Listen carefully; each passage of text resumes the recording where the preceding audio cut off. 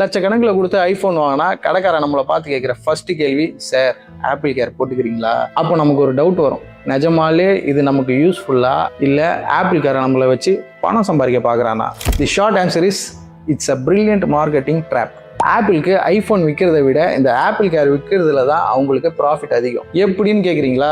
இது ஒரு insurance business model. 100 பேர் ஆப்பிள் கேர் வாங்கினா அதில் 10 பேர் தான் ஃபோனை தூக்கி போட்டு உடைப்பான். மீதி 90 பேரோட காசு ஆப்பிளுக்கு ப்ராஃபிட். இதுக்கு பின்னாடி ஒரு பயங்கரமான மார்க்கெட்டிங் சைக்காலஜி இருக்கு. அதுக்கு பேர் ஃபியர் மார்க்கெட்டிங். நீங்கள் ஆப்பிளில் சும்மா டிஸ்பிளே மாற்றணும்னா கூட பல ஆயிரம் கணக்கில் பில்லை போடுவாங்க. அதை பார்த்ததும் உங்களுக்கு பயம் வந்துடும். அடேங்கப்பா, பல ஆயிரம் செலவு பண்ணதுக்கு பதிலாக 15,000 கொடுத்து ஆப்பிள் கேர் போட்டுடலாமே அப்படின்னு யோசிப்பீங்க. அங்கே தான் ஆப்பிள் ஜெயிக்கிறாங்க.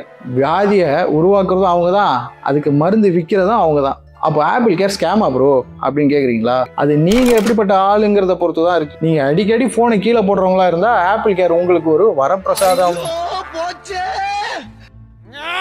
ஆனால் நீங்கள் சேஃப்டியாக ஒரு பேக் கவர் போட்டு நல்ல டெம்பர் கிளாஸை போட்டு வச்சுக்கிற ஆளாக இருந்தால் அது நீங்கள் ஆப்பிளுக்கு கொடுக்குற ஃப்ரீ டொனேஷன். நீங்கள் ஐஃபோன் வாங்கினா ஆப்பிள் கேர் போடுவீங்களா, இல்லை உங்கள் ஐஃபோனுக்கு ஆப்பிள் கேர் போட்டிருக்கீங்களா? கமெண்ட்டில் சொல்லுங்கள். ஸோ இந்த மாதிரி பிஸ்னஸ் சீக்ரெட்ஸ் தெரிஞ்சுக்க FTD Spark ஃபாலோ பண்ணுங்கள்.